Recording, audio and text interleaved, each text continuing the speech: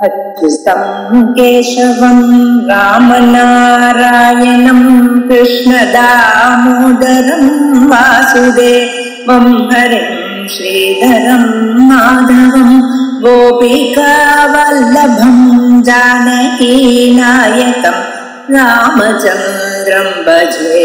अच्युतं केशवं सत्यभामाधवं माधवं श्रीधरं राधिका राधितम् इन्दिरामन्दिरं चेतसा सुन्दरं देवकी नन्दनं नन्दजं सन्ददे।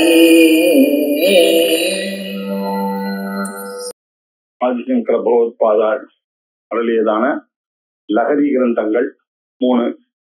ஒன்று சௌந்தர்ய லகரி, இன்னொன்னு சிவானந்த லகரி, இன்னொன்னு ஜீவன் முக்தானந்த லகரி. 3 கிரந்தங்கள் லகரி கிரந்தங்கள் எழுதியிருக்கார். அதுல ரொம்ப வசதியா பார்க்க வேண்டியது இந்த சௌந்தர்ய லகரி, சிவானந்த லகரி அப்படின்னு பார்த்தோம். சிவானந்த லகரியில 96 ஸ்லோகங்கள் ஆயிடுச்சு. இன்னைக்கு நம்ம பார்க்க வேண்டியது 97வது ஸ்லோகம். பிரச்சரதி அபிதா பிரகல்பவ்ருத்யா மதவான் ஏஷமனக்கரி கரியான் பரிகிருஹ்ய நயேன பக்தரஜ்வா பரமஸ்தானுபதம் திருடம் நயாம் அமும் நய அமும். இதுக்கு முன்னாடி மனசை அடக்கிறது அப்படின்றது பேசுறதுக்கு நல்லா இருக்கு இல்லையா? ஆனா உண்மை என்னன்னா அது இல்லை இல்லையா? உன் மனசு இருக்க மனையேவ மனுஷியானா காரணம் பந்த மோட்சயோகம். இந்த விஷயத்த போய் பற்றி அப்படி ஆட்கொள்றது இந்த விஷயங்கள்லாம் இந்த மனசை. அதனால விஷயப்பட்டதுனால பந்தம் ஏற்பட்டது. எப்போ வைராக்கியம் வருகிறதோ அப்பொழுதுதான் முக்தியானது ஏற்படுகிறது. ஆகையினால மனசுதான் எல்லாத்துக்கும். அந்த மனசை கட்டுப்படுத்துறது அப்படின்றது நடக்காத காரியம் வந்து இல்லையா? மருந்து சாப்பிடும் போது குழந்தை நினைக்காதன்னு ஒருத்தர் சொல்லிட்டு போயினார். எந்த நேரத்துல சொன்னாரோ ஒரு தடவையும் மருந்து சாப்பிடும் போதும் அது குழந்தை ஞாபகம் வரும். இல்லாத ஒரு கரங்கு, இல்லாத மருந்து. ஆனா இந்த மைண்ட் எப்படி போய் பந்தப்படுத்துறது பாருங்க ஒருத்தர் வார்த்தையை கேட்டு. இப்படி இருக்கிறதுனால இந்த மனசை கட்டுப்படுத்துறது அப்படின்றது ரொம்ப கஷ்டம். அப்ப அது என்ன பண்ணணும் அப்படின்னு போன ஸ்லோகத்துல சொன்னார். தைரியாங்குஷேன நிபுதம் ரபசாத் ஆக்ருஷ்ய பக்தி ஸ்ருங்கலயா புரஹர சரணாலனே ஹிருதய பேதம் வேத இபம் பதான சித்யந்திரைஹி. ஏ புரஹர அப்படின்னு ஆச்சாரம் பண்ணாரு. நீ பண்ற கலட்டா இருக்க இந்த 3 புறங்கள்லயும் ஜாகிரத் சொப்ன சுஷுப்தி காலத்துல இந்த சூக்ஷ்ம சரீரம், ஸ்தூல சரீரம், காரண சரீரத்துல இதுல வச்சு இந்த மனசு ஆட்டம் காட்டுறது எல்லாரையும் இல்லையா? ஆகையினால முப்புறங்களை எரித்த ஈஸ்வரனாலதான் இதை அடக்க முடியும்ன்றத அவங்க சொல்றதுக்காக இவர் புரஹர அப்படின்னு அட்ரஸ் பண்ணார். அது என்ன பண்ணணும்னா இந்த ஹிருதயம் அப்படின்ற ஒரு மதம் பிடிச்ச ஹிருதயம் ஒண்ணு இருக்கு நம்ம கையில. அதுக்கு அது ஒரு இபம். இபம்னா யானை. ஒரு மதம் பிடிச்சதான ஒரு யானை என்கிட்ட இருக்கு. அந்த யானையை வந்து அடக்கிறது ரொம்ப கஷ்டமா இருக்கு. அதனால என்ன பண்ணோம்? தைரியாங்குஷேன, தைரியம் அப்படின்ற ஒரு அங்குஷம்னாக்க துரட்டி அந்த யானைப்பாகன் வச்சுட்டு இருக்காங்க. அது அவ்வளவு பெரிய யானையை அடக்கும். அதே மாதிரி இவ்வளவு பெரிய மத யானையா இருக்கக்கூடிய என்னுடைய மனசை அடக்கிறதுக்கு ஒரு துரட்டி தேவைப்படுறது. அந்த துரட்டி என்னது தெரியுமா? அந்த துரட்டினால ஒரு குத்து ஆக்ருஷ்ய பக்தி ஸ்ருங்கலயா. இந்த பக்தி அப்படின்னு ஒரு செயின் இருக்கு. அந்த செயின் என்ன அப்படின்னாக்கா ஸ்ருங்கலாலுன்னு தான் வந்தது சங்கிலி. அது ஒண்ணுக்குள்ள ஒண்ணு போட்டு ரொம்ப ஸ்ட்ராங்கா இருக்கக்கூடிய ஒரு சங்கிலி. அந்த சங்கிலியால என்ன பண்ணுவான்? அந்த யானைப்பாகனானது அவ்வளவு பெரிய யானைய அது காலை கட்டி ஒரு ஸ்தூன்ல போய் ஒரு ஆலனத்துல போட்டு அதை கட்டுவான் இல்லையா? அதே மாதிரி என்னுடைய மத யானையா இருக்கக்கூடிய என்னுடைய மனசை இழுத்து பக்தின்ற சங்கிலியால கட்டி சரணாலனே. ஆலனம் அப்படின்னாக்க தூண். சரணாலனம் அந்த பாதத்தை காலை கட்டக்கூடியதான ஒரு இடம். யானை காலைய அந்த ஸ்தம்பத்துல கட்டுவாங்க. அதே மாதிரி திருவடிகள்ல போய் என்னை கட்டி விடு, உங்களுடைய திருவடிகள்ல என்னை கட்டி விடு. எப்படி இருக்கும்? அது ரொம்ப கஷ்டம் கட்டுறதுன்றது. அது எப்படி சித் யந்திரைஹி இல்லையா? அது சித் ஞானம் அப்படின்ற ஒரு உபாயத்தோட இருந்து எல்லாத்தையும் புரிஞ்சுக்கிட்டு சாஸ்திர பிரஜையோட இந்த பக்தி பண்ணாதான் அந்த மனசானது கண்ட்ரோல் ஆகும் இல்லையா? அத ஒரு ஹிண்ட் கொடுக்குறார். அந்த வேதாந்தத்தோட இருக்கக்கூடிய மனசுக்கு தான் சத்தகுணம், ரஜோகுணம், தமோ குணத்தெல்லாம் புரிந்து கொள்ள முடியும். தடுவி காம குரோத லோப மோக மதம் ஆச்சரியர்களால புரிந்து கொள்ள முடியும். அந்த ஒரு யந்திரம் இருக்குல்ல, அது ஒரு மிஷின் இருக்கு, அது ஒரு கம்ப்யூட்டர், அந்த ப்ரோக்ராமிங்ல நமக்கு தெரிஞ்சு இருக்கணும். அதுல இருந்து சித் யந்திரைஹி நிபுருதம் பதாம, அதை நல்லா அசையாம அதுல போய் கட்டணும். நீங்க கட்டினாதான் அந்த ஞானம்ன்ற உபாயத்துல இருந்தாதான் அசையாமல் இருக்கும் அந்த மனசானது. இல்லைன்னா அந்த மனசு எப்ப பார்த்தாலும் ஓடிக்கொண்டே இருக்கும். எப்படி ஓடும்னா பிரச்சரதி அபிதா அப்படின்னு அடுத்த ஸ்லோகத்துல சொன்ன, அது 4 பக்கமும் ஓடும். அது ஏன் இப்படி ஓடுறதுன்னு தெரியாது உங்களுக்கு. அது என்ன பண்ணுன்னா, அது ஒரு ஹேபிட் நமக்கு. அந்த மனசானது ஓடுறதுன்றது ஹேபிட். ஒன்ன பார்த்துட்டே இருக்கும்போது அசோசியேஷன் ஆஃப் தாட்ஸ் போயிட்டே இருக்கும் ஒண்ணு இல்லையா? ஏதோ ஒண்ணு சொன்னான்னாக்க அதுல இருந்து ஏதோ நம்ம பேசிட்டே இருக்கும்போது, இப்பெல்லாம் கேஸ் வந்துருக்கு அப்படின்னா உடனே ஐயோ கேஸ மூடணுமா அப்படின்னு போட்டோம். அவன் வேற வந்தானே, அவங்க கிட்ட வேற சொல்லிட்டோமே 7:30 மணிக்கு வரேன் நானே, அவன்கிட்ட கிளாஸ் இருக்குன்னு சொல்லவே இல்லையே அப்படின்னு. அவன் அம்மா இருக்காள, அவ பண்ணது அந்த கல்யாணத்தை அப்படியே போயிட்டே இருக்கும் நமக்கு அசோசியேஷன் ஆஃப் தாட்ஸ் இல்லையா? இப்படி நம்மளுடைய மனசு நம்ம கண்ட்ரோல்லயே இல்லாம பிரச்சரத்தினாக்க நன்றாக ஓடுகிறது. அது எங்க ஓடுறது? அபிதா 4 பக்கமும் ஓடுறது. அதனாலதான் அதை கண்ட்ரோல் பண்றதுக்கு வழியே தெரியல நமக்கு. அதனால அர்ஜுனனை பார்த்து அவர் என்ன சொல்றாரு? தஸ்மாத் சாஸ்திரம் பிரமாணம் காரியா காரிய வியவஸ்திதம். எதை பண்ணணும் எதை பண்ணக்கூடாது அப்படின்றதுக்கு யார் பேச்ச கேட்டாலும் உனக்கு கன்ஃபியூஷனுக்கு மேல கன்ஃபியூஷன் தான் வந்துட்டே இருக்கும். இங்க போடாது, இங்க இன்வெஸ்ட் பண்ணாத, அங்க போனா நான் இன்வெஸ்ட் பண்ணி அது போயிடுச்சுன்னா சார் இந்த ஃப்ரிட்ஜ் வாங்கலாமா, அதுவும் வாங்குறேன் எங்க இடத்துல வாங்கி அப்படின்னாக்க எல்லாம் தகராறா போயிடும் இல்லையா? அதனால யாரதான் கேட்கறதுன்னா சாஸ்திரம் ஒண்ணுதான் நம்ம நம்ப முடியும். அது சொல்றபடி கேட்டாருனாக்க போயிச்சுக்கலாம். காரியமோ அகாரியமோ எதை செய்யலாம் எதை செய்யப்படாது அப்படின்றதுக்கு சாஸ்திரம் தான் பிரமாணம். அந்த சாஸ்திரத்தின் சொன்ன வழியாக போனாதான் இதை அடக்க முடியும் அப்படின்ற அர்த்தம். இல்லைன்னா வெரி டிஃபிகல்ட் டு கண்ட்ரோல் இந்த மனசை. ஆனால் பிரச்சரதி அபிதா, அதுக்கப்புறம் பிரகல்ப விருத்தியா இல்லையா? பிரகல்ப விருத்தி அப்படின்னா ரொம்ப முரட்டு சுபாவத்தோட இருக்கக்கூடியதா இருக்கு இல்லையா? பிரசபம் மனஹா அப்படின்னு சஞ்சலமிக்கு மன கிருஷ்ணா அப்படின்னு அர்ஜுனன் சொல்லும் பொழுது, அப்பா வாயோரிவ துஷ்கரம் அப்படின்னு சொன்னார். இந்த மனசு எப்ப பார்த்தாலும் சஞ்சலமா இருக்கு, அதுக்கு என்ன கிருஷ்ணா வழி என்னுடைய மனசு அப்படின்னாரு. அவர் கிருஷ்ண பரமாத்மா அதெல்லாம் இல்லைன்னு சொல்லவே இல்லை. அவரு ஆமான்ட்டார். அவரு பாடம் அப்படிதான் இருக்கு. ஒரே ஒரு வழிதான் இருக்கு. உனக்கு எவ்வளவோ வருஷத்து ஜென்மால இருந்து வந்த தொடர்பு அந்த மனசு, அது போய் திடீர்னு ஒரு ஜென்மால வந்து எனக்கு ஞானம் வேணும் அப்படின்னு சொல்லிட்டு நீங்க அதெல்லாம் கண்ட்ரோல் எல்லாம் பண்ண முடியாது. இதெல்லாம் அப்ப என்ன பண்றதுன்னா ஒரே ஒரு உபாயம் இருக்கு. அபியாசேனத்து கௌந்தேயா வைராகியனச்ச கிருஷ்யதே அப்படின்னாரு. இது 2 தான் உபாயம் இருக்கு. வைராகியத்தை மனசுல கொண்டு வரணும். அத அந்த ஹேபிட்டை கொஞ்சம் கொஞ்சமா போக்கடிக்கிறது ஒண்ணுதான் வழி. திருப்பி திருப்பி திருப்பி ஆட்டோ சஜஷன் கொடுத்துட்டே இருக்க வேண்டியதுதான் நம்ம மனசுக்கு. இப்படி அபியாசத்தின் மூலமாகத்தான் இதை பண்ணணும். ஏன் அந்த மனசானது அப்படி பிரசபம் மனஹா அப்படின்னாரு.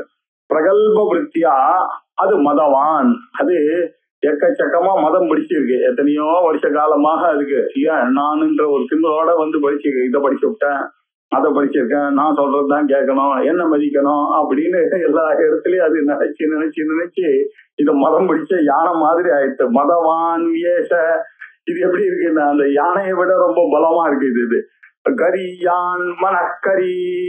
இது அந்த மதத்தோட இருக்கு. அது எப்படி இருக்கு? அந்த மனசமாகிய இந்த யானை இருக்கு இல்லையா?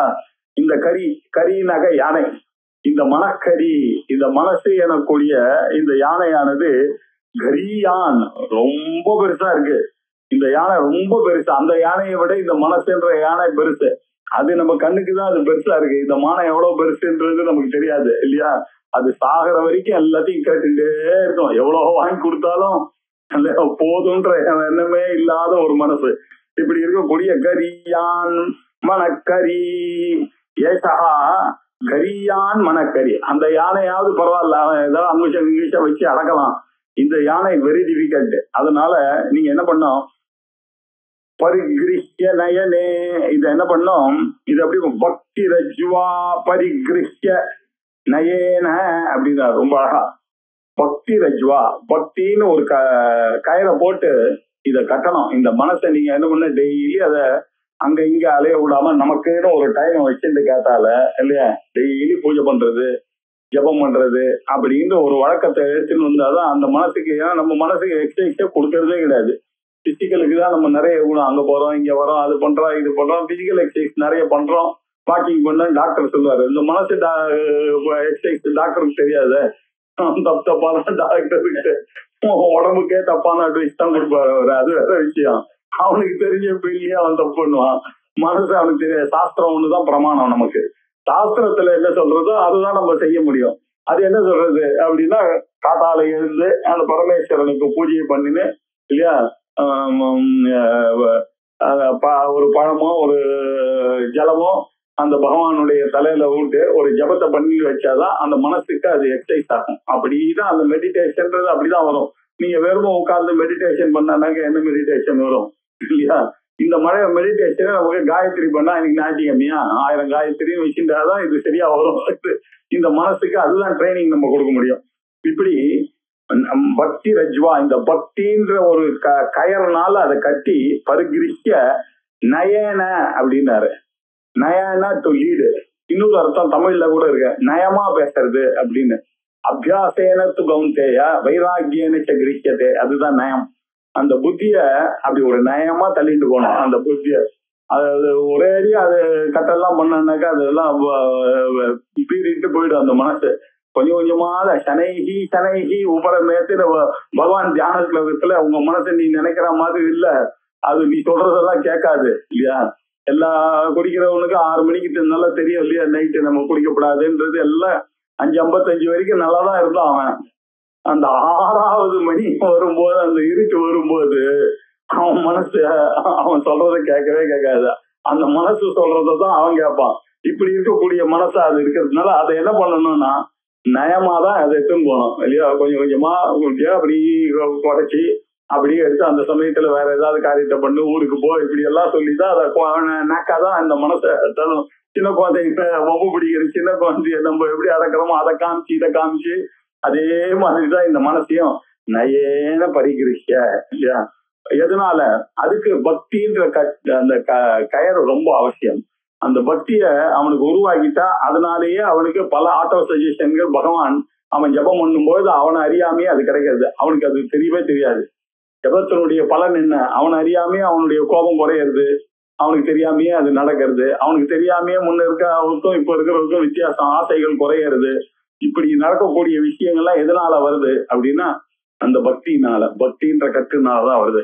அப்படி அதனால அந்த பக்தின்ற கயர்னால அதை என்ன தெரியுமா பண்ணணும், பக்தின்ற கயர் இருக்கு கட்டலாம் அல்ல, புரியுது எங்க சிவனோட அதை கட்டணும். அதை யாரோட கட்டணும், பரமஸ்தானு தானு அப்படின்னாக்க அந்த கயரை கட்டக்கூடிய தூண் அப்படின்னு ஒரு அர்த்தம். இன்னொரு ஸ்தானு ஸ்தானு மாலயன் அப்படின்னு பரமேஸ்வரன் ஸ்தானவே நம அப்படின்னு நமக்கு நாமத்திலயும் இருக்கு, அஷ்டோத்திரத்திலயும் இருக்கு, ருத்ரத்திலயும் இருக்கு. பாருங்க எப்படி பாடுவாக இருக்கிறார், கூட்டஸ்தமாக இருக்கக்கூடிய அந்த பிரம்மத்துல கட்டு அந்த மனசை அப்படின்னு வேதாந்த சிரவணம் பண்ணுன்ற அர்த்தம். பரமஸ்தானு பதம் திருடம் நய, நன்றாக அதை லீட் பண்ணி அந்த இடத்துக்கு போய் விட்டுடுங்க. அந்த வேதாந்தத்துல கொண்டு போய் அந்த பரமேஸ்வரனை கிட்ட விட்டாச்சுன்னா அது அந்த மனசானது அது பார்த்துக்கும். அது அந்த பக்தியானது பார்த்துடும். அந்த வேதாந்த பக்தி ரொம்ப அவசியம். அது பரமஸ்தானம், அது ரொம்ப உசந்ததாக இருக்கக்கூடிய அந்த பதம் இல்லையா.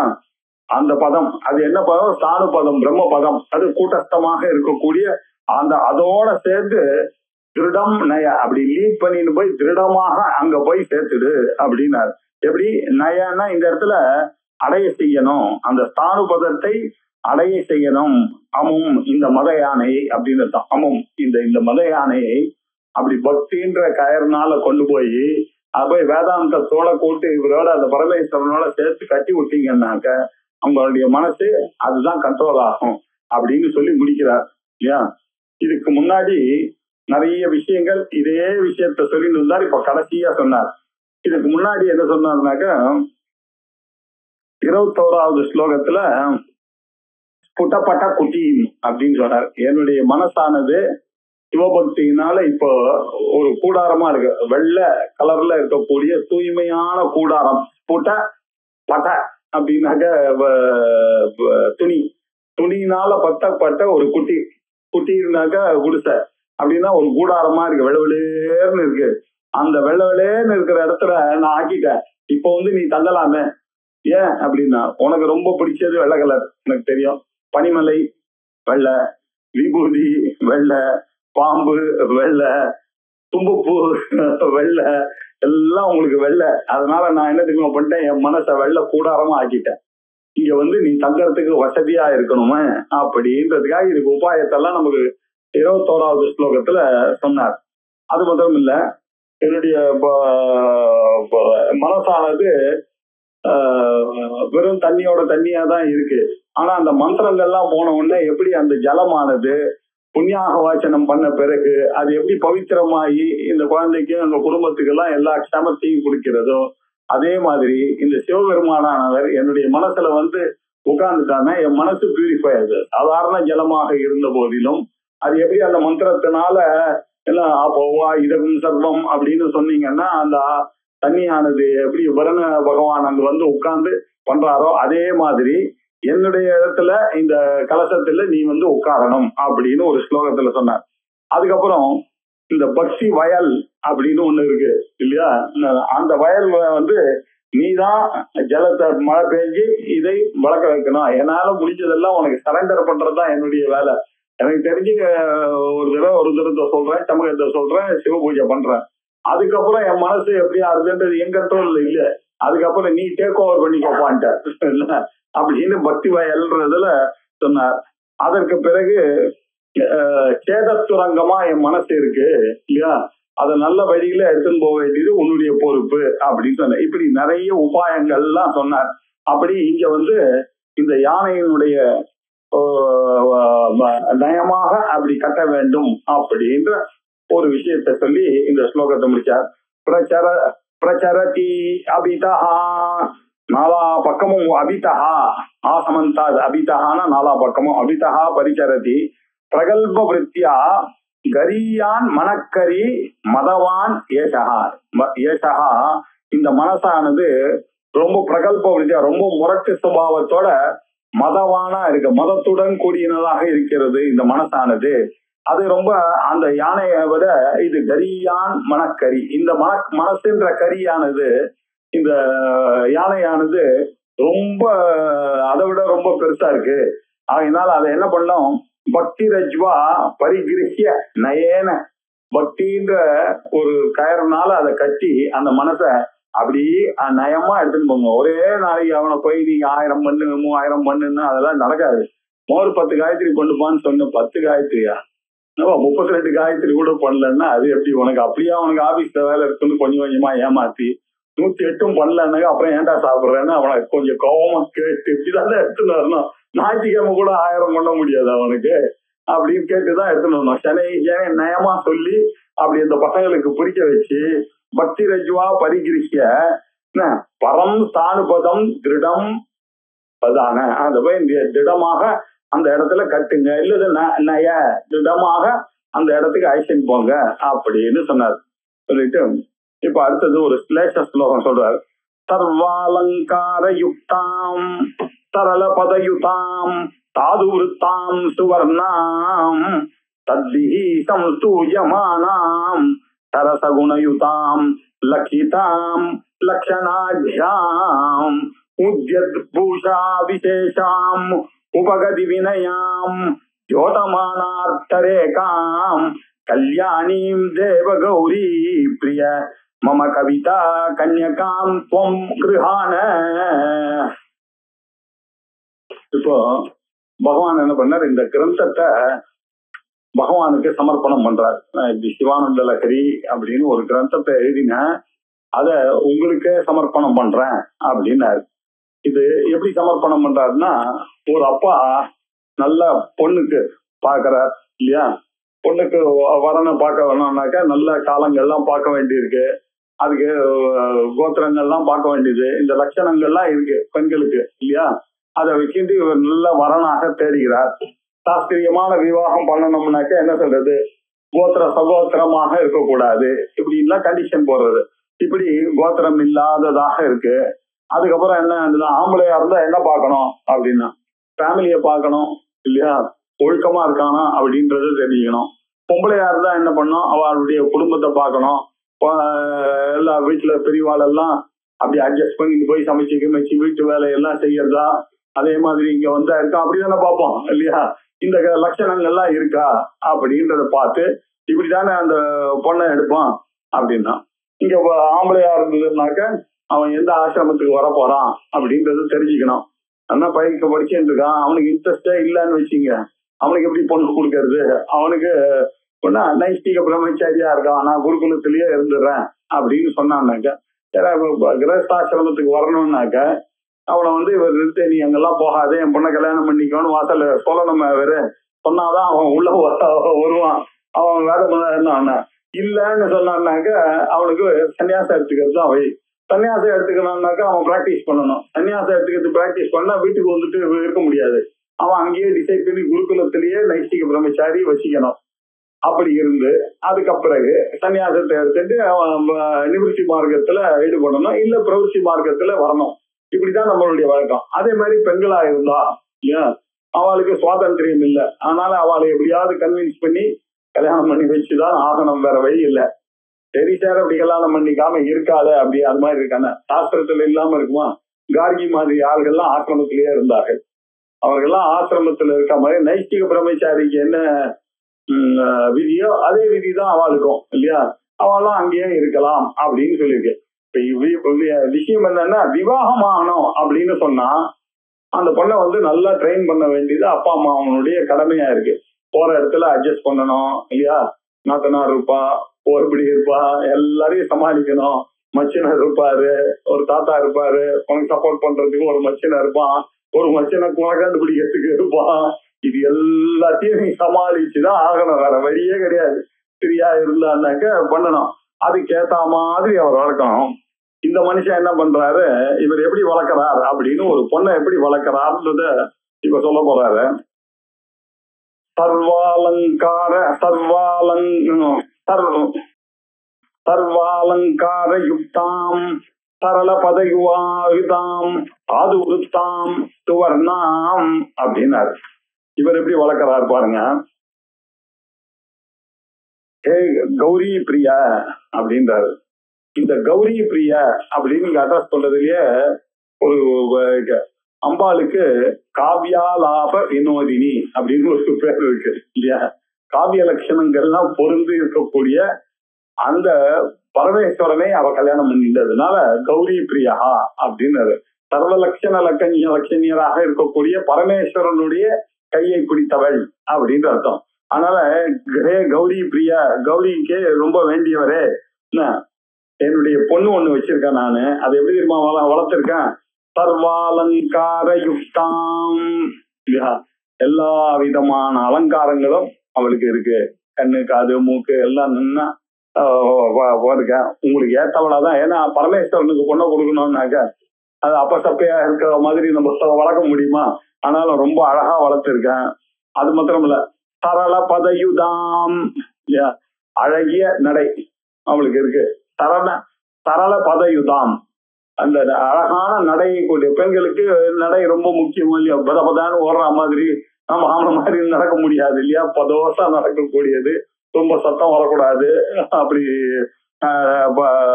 அழகிய நடையோட நான் வளர்த்திருக்கேன். அது மட்டும் இல்ல, சாது விருத்தாம் அடுத்த படம் பாருங்க, நல்ல நல்ல சாது, நல்ல ஒழுக்கங்கள் இல்லையா. விருத்தி அப்படின்னா ஒழுக்கங்கள், என்ன விருத்தியில இருக்காருன்னா வைதிகம் பண்ணிட்டு இருக்காருன்னாரு இல்லையா. அப்படி விருத்தினா அதோட இருக்கிறது, எதுல இருக்காரு, சாது விருத்தி, நல்ல ஒழுக்கத்தையே நடைமுறையாக வைத்துக் கொண்டு இருக்கா என் பொண்ணு. அது மாத்திரம் நல்ல கலர் சுவர்ணாம், நல்ல அழகான ஒரு பொலிவோட இருக்கக்கூடிய வடிவத்தோட இருக்கக்கூடியவள் என் பொண்ணு. அது மட்டும் இல்ல, சத்பிகி சம்ஸ்தூயமானாம். நீங்க பாருங்க, பெரியவர்கள் எல்லாம் சத்தா இருக்கக்கூடிய ஜனங்கள் எல்லாம் இல்ல அவளை நீங்க யார வேணாலும் கேட்டு பாருங்க அக்கம் பக்கத்துல இல்லையா, எல்லாரும் அந்த பொண்ணை எப்படி வளர்த்துருக்க, அந்த பொண்ணு எப்படின்னு சொல்லுவாங்க. ரொம்ப சமத்து பொண்ணாச்சே அப்படின்னு பக்கத்துல ரிலேட்டிவ்ஸ் எல்லாரும் சொல்லுவாங்க. சாதுக்கள் தான், பெரிய மனிதர்கள் எல்லாம் அப்படி சொல்ற மாதிரி நான் வளர்த்திருக்கேன். அது மட்டும் இல்ல, சரச குணயுதாம் இல்லையா, நல்ல இனிய ரசம். பேசினான்னாக்க அப்படி அதிர்ந்தெல்லாம் பேசாம ரொம்ப அழகா பேசக்கூடிய குணத்தோட அந்த பொண்ணை வச்சிருக்கேன். இப்படிப்பட்ட குணத்தோட இருக்கக்கூடிய சரச குணயுதாம் லட்சிதாம் இல்லையா, நல்ல லட்சணையோட இருக்கு. நல்ல லட்சணைகள்லாம் கொண்டு குடும்பத்தை காப்பாற்றணும் அப்படின்னு. எங்க போறப்பா போற இடத்துல இங்க எப்படி இருக்கானோ அவளுக்கும் நான் இதே மாதிரியே நான் இருப்பேன், கவலைப்படாத அப்படின்னு அப்பாவுக்கு அந்த பொண்ணு கேரண்டி கொடுக்கறது. இப்படி நல்ல லட்சணையோட அந்த லட்சியத்தோட போகக்கூடியதாக இருக்கு. அது மாத்திரம் இல்ல, அந்த குழந்தைக்கு லட்சணாட்யம் சகல லட்சணங்களும் இருக்கு. சாமுத்திரிகா லட்சணத்துல சொன்ன மாதிரி அந்த நெத்தியில 3 கோடு, கழுத்துல 3 கோடு, வயர்ல 3 கோடு, இப்படி எல்லாம் இருந்து நல்ல அழகான பொண்ணா இருக்கு. இப்படி லட்சிதாம் உத்தமமான லட்சணங்கள்லாம் என்ன இருக்கோ ஒருத்தருக்கு வேணுமோ அது எல்லாம் இருக்கு. அது மட்டும் இல்ல, உத்யத் பூஷா விசேஷாம், உத்யத்து பூஷா விசேஷாம், உத்யத்து ஒலிக்கின்றதான பூஷா ஆபரணங்கள்லாம் ஒளி வீசக்கூடிய ஆபரணங்கள்லாம் போட்டுட்டு இருக்கா. அந்த பொண்ணுக்கு எல்லாம் நகை எல்லாம் போட்டிருக்காங்க. 25-30 சவரனுக்கு எல்லா பொருளும் போட்டிருக்காருக்கு. எல்லாம் இருக்கு, வைரத்தோடு இது நல்லா போட்டுதான் அனுப்புறாரு. சாதாரண அப்பசப்பையான பொண்ணா அனுப்பல அவரு. அது மாத்திரம் இல்ல, அதை விட ஒரு பெரிய சிறந்த ஒரு குணம் இருக்கு அந்த பொண்ணுக்கு. அது என்ன, உபகத வினயாம், ரொம்ப பணிவா இருக்கும் அந்த பொண்ணு. இதெல்லாம் நம்மளுக்கு இப்ப புக்ல தான் கிடைக்கும். கொஞ்ச நாள் என்ஜாய் பண்ணுவாங்க. நம்மளுக்கு ஒரு பொண்ணு இப்படி எல்லாம் இருக்கு, காசா பணமா இல்ல அவரு, அதுக்கு எல்லாம் இருக்கும். உபகத வினயாம், ரொம்ப பணிவா இருக்கும் யாரு வந்தாலும் என்ன, இப்படி ரொம்ப வணக்கத்தோட இருக்கக்கூடியது. அது மாத்திரம் இல்ல, அது கையில இருக்கக்கூடிய ரேகையெல்லாம் பாத்தீங்கன்னா யோதமானா அர்த்தரேகா, நல்ல தனம். அது போனாலே பிறந்த அண்ணில சார் எனக்கு ப்ரொமோஷன் வந்தது அப்படின்னா போற இடத்துல அவர் சொல்றாரு, மாமனார் சொல்றாரு, உங்க மாட்டு பெண்ணு இன்னைக்கு வந்தாலும் அன்னைக்கே என் பையன் புது வீடு வாங்கிட்டான் சார். அந்த மாதிரி ஒரு கேரக்டர் அப்படி வச்சுக்கோங்க நீங்க. நல்ல கையில ரேகை எல்லாம் இருக்கு, தன ரேகை எல்லாம் இருக்கு. அது மாத்திரம் இல்ல, ரொம்ப கல்யாணி இல்லையா, பரம மங்களஸ்வரூபமா இருக்கும். எல்லாருக்கும் அவளை கண்டாலே பிடிக்கும். பார்த்தா உங்களுக்கு உடனே ஒரு வெத்தல் பாக்கு கொடுக்கலாமான்னு தோணணும். அந்த மாதிரி ஒரு பொண்ணை வளர்த்து உங்க ஆத்துக்கு அனுப்பிச்சிருக்கேன் நான், மாட்டு பொண்ணா அப்படின்னு சொல்றாரு. யாரோ ஆச்சாரியார் இப்படி எல்லாம் பண்ணது அது யாருன்றீங்க? இந்த பொண்ணு இதுதான் என்னுடைய சிவானந்த லகரி அப்படின்னாரு. இந்த கவிதையானது அப்படிப்பட்ட இந்த கவிதான்ற கன்யகாம், இந்த கவிதை எனக்கூடிய பொண்ண பரமேஸ்வரனே உனக்கு கொடுக்குறேன், அதனால கிரகான பாணி கிரகணம் பண்ணிக்கோப்பா அப்படின்னு ஒரு அர்த்தம் வருது இதுல இல்லையா. கன்னியகான்னு வச்சுட்டு இப்ப நம்ம அர்த்தம் பார்த்தோம். இப்போ கவிதான்ற அர்த்தத்திலேயே இதெல்லாம் வரணுமே. ஒரு கவிதை எப்படி இருக்கணும் அப்படின்னாக்க, கவிதா அப்படின்னாக்க என்ன அர்த்தம்னா கிராந்த தரிசி கவி. கவின்னா என்ன அர்த்தம்னா முக்காலமும் உணர்ந்தவராக இருக்கணும். அவர்தான் நம்ம கவின்னு சொன்னோம். சும்மா இந்த பாட்டு எழுதுறவர்கள்லாம் கவிஞர்லாம் சொல்லக்கூடாது. 3 காலத்தையும் அறியக்கூடிய யோக்கியதை இருந்ததுன்னாதான் அவர் எழுதுறதுதான் கவி, அதுதான் காவியம் இல்லையா. அவர் எழுதுறதெல்லாம் காவியமா இருக்காது. இப்படி அவர் ஹே கௌரி பிரியா சர்வாலங்கார யுக்தாம் அப்படின்னாரு. அலங்கார சாஸ்திரம் இல்லையா, சாகித்ய சிரோமணி வாங்கணும்னாக்க அலங்கார சாஸ்திரத்தை படிச்சிருக்கணும் இல்லையா. அலங்கார சாஸ்திரம்னா என்ன சொல்லும் அப்படின்னா, இந்த உபமா, ரூபகம், அதிசயோக்தி அப்படின்றதெல்லாம் இந்த அலங்கார சாஸ்திரத்துல எப்படி இருக்கு. அது என்னன்னா, ஒரு கவிதை நீங்க எழுதினீங்கன்னாக்க அதுல சுதேரிவார்த்தம் ஸ்மிருதிரன் வகச்சது, ஸ்மிருதியை தழுவி எப்படி ஸ்மிருதி போகிறதோ அப்படி இது திலீப மகாராஜா அந்த அந்த ஸ்மிருதி அந்த கண்ணுக்குட்டிக்கு பின்னாடி அப்படியே போயிட்டே இருந்தான் அப்படின்னு எழுதுவார். அப்படின்னா இது மாதிரி ஒரு சிமிலி. அப்புறம் இந்த அவளுடைய பொண்ணு மலர் போல முகம் இருந்தது, அவளுக்கு தாமரை போன்ற ஒரு முகம் அப்படின்னு. இதுக்கெல்லாம் உபமா அலங்காரம் அப்படின்னு பேரு. இன்னொன்னு ரூபக அலங்காரம். ரூபக அலங்காரம்னா நம்ம தமிழ்ல சொல்றது இருந்தா உருவகம் இல்லையா. அவன் ஒரு புலி அப்படின்னு சொல்றான் இல்லையா, ஒரு ரூபகமா. அவன் அது மனசு இருக்க, அவன் மனசு கடல் மாதிரி டக்குன்னு போய் கேட்டவனே எப்படிதான் பாக்கெட்ல இருக்கிறத தூக்கி அப்படியே கொடுக்குறாரு சார் அவரு அப்படின்னாரு. அப்படின்னா என்ன அர்த்தம்? இப்படி இப்படி ஒரு அவர் கடல் மாதிரி அவருக்கு மனசு அப்படின்னு சொல்றான். இதெல்லாம் உருவகப்படுத்துறது ரூபக அலங்காரம் அப்படின்னு பேரு. சில சமயத்துல என்ன பண்றோம், அதிசயோக்தி அப்படின்றது ஒண்ணு இருக்கு. இந்த அதிசயோக்தின்றது என்னன்னா, அப்படியே அவ என்னமா பாடினா சார் அந்த கச்சேரியில. பாடின கேட்டனே எல்லாரும் கட்சி எடுத்து அழுது ஒரே அந்த ஆடிட்டோரியமே நனைஞ்சிருக்கு சாருன்னா. அப்படின்னா என்ன அர்த்தம் இல்லையா? அப்படின்னா கொஞ்சம் அதிசயமா சொன்னா அவ்வளவு நல்லா பாடினான்றத சொல்றதுக்காக சொல்ல வேண்டியது. நீங்க தேவி மகாத்மியத்துல இது சும்மனை அழிச்ச உடனே ஜெகத் அப்படியே சாஸ்தியமா போயிச்சான். அப்புறம் காத்தெல்லாம் அப்படியே மொள்ள சில்லுன்னு அடிக்க ஆரம்பிச்சா. இதெல்லாம் ஒரு அலங்காரத்துக்காக சொல்லக்கூடியது இல்லையா. அப்படியே சிக்கா அப்படிலாம் சொல்லி இப்படிலாம் நடக்காது சார், சிரிக்கெல்லாம் இருக்கக்கூடாது. அந்த காவியத்தை அப்படி ரசிக்கலாம். நம்மளும் கூட சேர்ந்து நம்ம இப்ப புத்தியாக போய் காமிச்சேன்னா இதெல்லாம் நடக்குமா சார், என்ன சார் இதெல்லாம் கேட்கக்கூடாது. அது ஒரு ரசிக்கலாம். அந்த காவியத்தை ரசிக்கிறதுக்குன்னு ஒரு தனி எமோஷன் வேணும். அவர்களால தான் படிக்க முடியும். இப்படி சர்வ அலங்கார யுக்தாம், இப்படி ஆச்சாரியாருடைய விஷயங்கள்லாம் பாத்தீங்கன்னா நாரத பக்தி சூத்திரங்கள்ல சொன்ன அந்த எமோஷன் எல்லாம் எல்லாத்தையும் எடுத்துட்டு வந்திருக்காரு இங்க சிவானந்த நகரியில. அப்படின்றதுனால இந்த உபமா அலங்காரம், ரூபக அலங்காரம், அதிசயோக்தி அலங்காரங்கள்லாம் இருக்கு இந்த என்னுடைய கவிதையில அப்படின்னு அங்க சொல்லும் போது, அவளுக்கு சொல்லும் போது எல்லா விதமான அலங்காரத்தோட வந்தவள் அப்படின்னு அந்த பொண்ணை சொல்லும் போது சொன்னார். கவிதையை சொல்லும் பொழுது சர்வாலங்கார யுக்தாம் சரள பதயுதாம், நல்ல அழகான இனிமையான சொற்களோட இருக்கணும் இல்லையா. அதுதான் சரள பதமா இருக்கணும். ஒண்ணுன்னா அது காவியத்துல சொல்லுவாங்க, உபமா காளிதாசஸ்ய பாரவேர் அர்த்த கௌரவம் தண்டின பதலாலித்யம் மாகே சந்தி திரையோகுணாகா அப்படின்னா. மாகன்னு ஒரு சிசுபாலவதம் எழுதின கவி லெட்டரா வந்தவர். அவர் வந்த உடனே அவருக்கு ஒரு ட்ரிபியூட் கொடுத்தாங்க. எப்படி கொடுத்தாங்கன்னா, காளிதாசன் எப்படி உபமா சொல்லுவானோ இல்லையா, காளிதாசன் என்ன உடனே உபமா தான். வாகர்த்தா விவ சம்பிருப்தோ வாகர்த்த பிரதிபை ஜெகத பிதரோ வந்தே பார்வதி பரமேஸ்வரோன்னு சொன்னா வாக்குக்கு அர்த்தம் மாதிரி பார்வதி பரமேஸ்வரன் அதுக்கு இணையா ஒரு உபமா எங்க சொல்றது? சுதேரி வார்த்தம் ஸ்மிருதிவன் வகிச்சது. அதனால உபமானாலே காளிதாசன் தான். அது காளிதாசன் சொன்ன கையால அது அடுத்த வரல் சொல்ல முடியாதுக்கா. இதுக்கு அனாமிக்கான பேர் வந்துருச்சு. புறாமுனி நாம் கணனா பிரசங்காத்து கனிஷ்டிகா அதிஷ்டித காளிதாசகா. எல்லாரும் உட்கார்ந்து யாரு பெஸ்ட் கவி அப்படின்னு உட்கார்ந்து டிஸ்கஸ் பண்ணாங்க. அவசரப்பட்டு எல்லாரும் சேர்ந்து இந்த வரல எடுத்துட்டாங்க. காளிதாசன் அப்படின்ட்டாரு. அடுத்தது ஐயோ காளிதாசனை சொன்ன வாயால யார சொன்னாலும் வரலையே.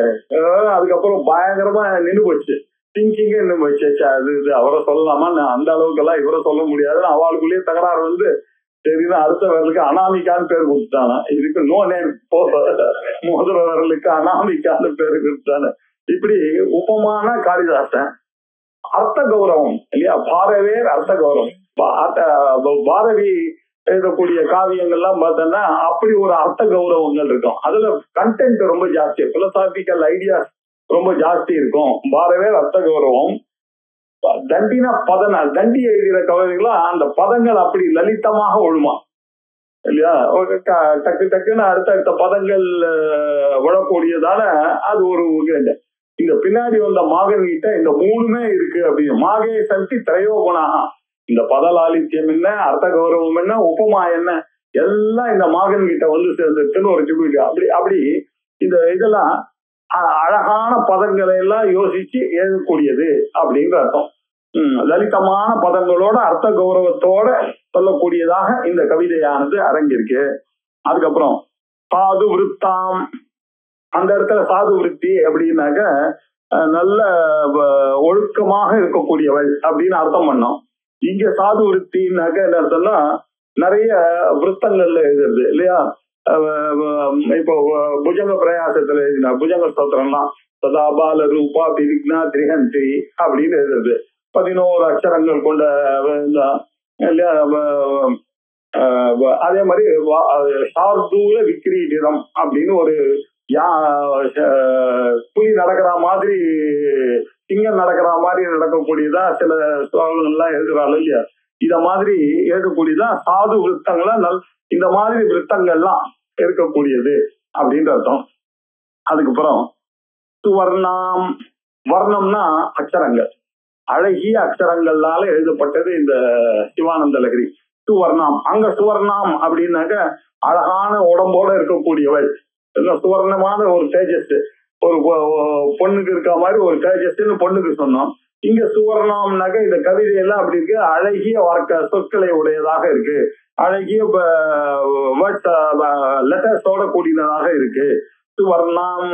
அப்புறம் தத்பிஹி சம்ஸ்தூயமானாம் இல்லையா, இது எப்படி அப்படின்னா படித்தவர்களால ரொம்ப ரசிச்சு கேட்கப்படக்கூடியதாக இருக்கு இந்த சிவானந்த லகரிக்கு இல்லையா.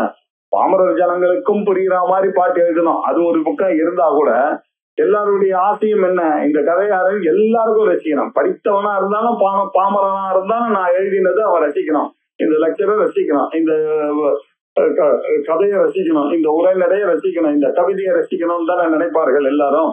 அப்படி இவர் என்ன பண்ணாரு, சத்பிஹி ஞானிகளால போற்றத்தக்கதாக நான் எழுதியிருக்கேன் அப்படின்னு. சத்பிஹி சேவியமானாம், சத்பிஹி சம்ஸ்தூயமானாம், அது மட்டும் ரச குணத, சரசமான குணங்கள் அப்படின்னாக்க என்ன அர்த்தம், இனிய குணங்கள் அங்க படிச்சோம், சரச குணங்கள்லாம். இங்க ரசம், இந்த நவரசங்களும் வர மாதிரி எழுதியிருக்காரு. எல்லாம் இந்த சிங்கார ரசம், கருணாரசம் இப்படி இருக்கக்கூடிய ரசங்களுடன் வரக்கூடிய குணங்களோட இருக்கக்கூடியதாக நான் எழுதப்பட்டது இந்த என்னுடைய இந்த போயமானது. அது மாத்திரம் இல்ல, லக்ஷிதாம், பக்தி என்ற ஒரு டார்கெட் என்ன, லட்சியம் என்ன, இந்த கிரந்தத்தை எழுதுறதுக்கு சிவானந்த லகரிக்கு சிவபக்தியானது இதை படிக்கிறவர்களுக்கு வரணும்ன்ற ஒரே கொள்கை, அதுதான் லட்சியம். அந்த லட்சியத்துக்காக எழுதப்பட்டதுதான் இந்த சிவானந்த லகரி எனக்கூடிய இந்த கிரந்தம். அது மாத்திரம் இல்ல, லக்ஷணாட்யாம் இல்லையா, காவிய லட்சணங்களுக்கெல்லாம் என்ன இருக்கோ அதெல்லாம் இதுல இருக்கணும். காவிய லட்சணம்னா எப்படி ரகுவம்சம் எப்படி இருக்கோ, இல்ல இதெல்லாம் பஞ்சமகா காவியங்கள் அப்படின்னு சொல்றது, ரகுவம்சம், நைஷதம், குமார சம்பவம் இப்படி இருக்கக்கூடியது இதெல்லாம் காவியம்னு சில பேர் பஞ்சமகா காவியத்தை தான் ஒத்துட்டாங்க. இந்த காவியம்னாக்க அதுல இந்த அலங்காரம், சப்தங்கள், அர்த்த கௌரவம் இதெல்லாம் இருக்கக்கூடியது எதுவும் அதுதான் காவியம். சும்மாவே ஒரு கவி எழுதினதுனால அது கவியமாக ஆயிடாது, அதை ஒரு சபையில எல்லாரும் ஒத்துக்கணும், எல்லா பண்டிதர்களும் சேர்ந்து இது ஒரு காவியம் அப்படின்னு ஒத்துக்கணும், அவ எழுதின. இப்படி காவியத்துக்கு என்னெல்லாம் லட்சணங்கள் உடையதாக கருதுகிறீர்களோ அதெல்லாம் இங்க இருக்கு. லக்ஷிதாம், லக்ஷணாட்யாம், அப்புறம் உத்யத் பூஷா விசேஷாம் இல்லையா, அவளுக்கு அந்த குழந்தைய சொல்லும் பொழுது ஆபரணங்களோட இருக்கா, பூஷானா பூஷணங்கள், அலங்காரத்தோட நல்ல ஆபரணங்களோட அப்படி ஜொலிக்கிற குழந்தையா இருக்கு அப்படின்னு அங்க சொன்னோம். இங்க எது ஜொலிப்பு அப்படின்னா நல்ல சொல் அணிகலன் எல்லாம் இருக்கணும் இல்லையா, நல்ல வார்த்தைகள் இருக்கணும், அது காதுக்கு ரம்யமாக இருக்கணும். இந்த கவிதான்ற ஸ்திரீ கிட்ட இங்க ரசிக்கணும், அதுல சொல் அழகானது அவ்வளவு அழகா இருக்கணும், பதமானது லலிதமாக இருக்கணும், பதலாலித்யம் இருக்கணும். அப்புறம் உபகத வினயம் இல்லையா, நல்ல வினயத்தோட கூடியதாக இருக்கணும். அதுக்கப்புறம் ஜோதமான அர்த்த ரேகாம் இல்லையா, அங்க ஒலிக்கின்றதான நல்ல தனரேகையோட இருக்கிற பொண்ணு அப்படின்னு சொன்ன. இங்க எந்த ரேகையை சொல்றது அப்படின்னாக்க, முதல் ஸ்லோகத்துக்கும் அடுத்த ஸ்லோகத்துக்கும், முதல் வார்த்தைக்கும் அடுத்த வார்த்தைக்கும் இருக்கக்கூடிய அந்த கனெக்ஷன், அந்த ரேகை இல்லையா, அந்த கோடானது கரெக்டா அப்படி போய் தொடர்ச்சி இருந்தாதான் ஒரு கவிதைக்கு அழகு. அப்படி இருக்கக்கூடிய பிரகாசிக்கிற அந்த அர்த்த தொடர்ச்சியோட இருந்து கொண்டு, அதுவும் இது எப்படி இருக்கணும், சிவபெருமானுடைய அந்த லீலைகளை எல்லாம் சொல்லி நம்மளுடைய மனசை அப்படியே அவருடைய காலடியில கட்டு போடுற மாதிரி இருக்கக்கூடியதாக இருக்கக்கூடியது. அது எப்படி, சிவன் கல்யாணி, சிவம் கல்யாணம், ஸ்வஸ்தி மங்களம் எல்லாம் ஒரே அர்த்தம். இப்படி மங்களத்தை அளிக்கக்கூடியதாக இருக்கக்கூடியது மம கவிதா கன்யாம், இந்த கவிதைன்ற பெண்ணை பரமேஸ்வரா சிவானந்தர் இந்த லகரியை ஏற்றுக்கொள் கிருஹான அப்படின்னு சொன்னார். இப்படி ரொம்ப அழகாக இதுக்கும் அதுக்கும் லேசா பண்ணி சொன்னார். இந்த கவிதையாக இருக்கக்கூடிய என்னுடைய கன்னிகை எப்படி இருக்குன்னா, எல்லா அலங்காரத்தோடையும் அழகிய நடையோடையும் நல்ல ஒழுக்கத்தோடையும் அப்புறம் நல்லவர்களால கொண்டாடப்படக்கூடியதாகவும் இனிய குணங்களோடையும் உத்தம பெண்ணுடைய லட்சணங்களோடையும் ஒளி வீசக்கூடிய ஆபரணங்களோடையும் வணக்கத்தோடையும் வினயத்தோடையும் கைகள்ல தனரேகையோடையும் மங்கள வடிவாம இருக்கக்கூடிய என் பொண்ணை நீங்க எப்படி ரிகக்னைஸ் பண்ணி கல்யாணம் பண்ணிப்பாடோ அதே மாதிரி என்னுடைய இந்த கவிதையும் இல்லையா அலங்காரங்களோ உபமா ரூபகம் அதிசயோக்தின்ற ஒரு அலங்காரத்தோடையும் சரள பதயுதாம் அழகான இனியதான ஒரு சொற்களோட எழுதப்பட்டதாகவும் சாது விருத்தம் நல்ல நல்ல விருத்தங்களில் எழுதப்பட்டது இல்லையா. ஆர்யா விருத்தம் அப்படின்னு சொல்றாங்க, பஜங்க பிராதம் அப்படின்னு சொல்லக்கூடிய விருத்தங்கள்லாம் எழுதினதாகவும் சுவர்ணாம் சிறந்த அக்ஷரங்களோடையும் சத்திகி சேவியமானம் படித்தவர்களால போற்றப்படக்கூடியதாகவும் ரச குணயுதாம் இல்லையா நல்ல ரசத்தோட இருக்கக்கூடிய சீரிய குணத்தோடையும் இருக்கு இந்த கவிதை எல்லாம். அது மட்டும் இல்ல லட்சிதாம் பக்தி என்பதையே லட்சியமாக கொண்டு எழுதப்பட்டது, அதை மறந்துடாதீங்க. அது லட்சணாட்யம் காவிய லட்சணங்கள் எல்லாம் இதுல ஒரு குறையும் இல்லாமல் இருக்கும். இப்படி உத்யத் பூஷா விசேஷாம் இப்படி நல்ல சொல்லால எழுதப்பட்டதான இந்த சொல்ல அணிகள் ஆபரணங்கள் நல்ல வேர்ட்ஸ் கரெக்டா பார்த்து உங்க காதுக்கு ரம்மியமாகவும் உங்க மனசுக்கு சந்தோஷத்தை கொடுக்கக்கூடியதான பிரயோகங்கள் எல்லாம் இதுல இருக்கக்கூடிய அந்த வார்த்தைகள் எல்லாம். அது மட்டும் இல்ல உபகத வினயாம் எந்த சந்தர்ப்பத்திலையும் ஆச்சாரியால் இல்லையா தன்னை வினயம் இல்லையா அனேனாயம் தன்யோ பவதி கிராஹாணி அப்படின்னு கேட்டார் சௌந்தரிய லகரில. ஏமா நீ வெளிச்சம் எல்லார் வீட்டுக்கும் பட போகுது, ராணியுடைய மாளிகையா இருந்தா என்ன, குடிசையா இருந்தா என்ன, சாக்கடையா இருந்தா என்ன, எல்லாத்துலயும் உன்னுடைய சூரிய வெளிச்சமானது எப்படி சூரியன் இருக்காரோ அதே மாதிரி நீ எல்லாருக்கும் ஹெல்ப் பண்றிய, என் மேல உன்னுடைய கருணை கடாட்சம் பலம் இருந்தானா நானும் அதை பேரை வச்சு முன்னுக்கு வருவேன் இல்ல என்ன.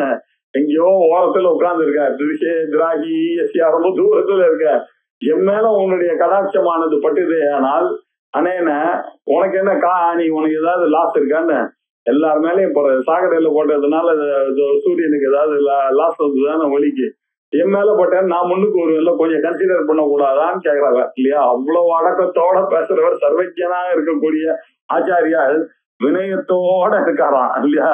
அப்படி வினயத்தோட இருந்து கல்யாணி மம கவிதா கன்யகாம் கிருஹான இந்த கவிதையை நீங்கள் ஏற்றுக்கொள்ளுங்கள் அப்படின்னு ரொம்ப விசேஷமாக எழுதினார் இல்லையா.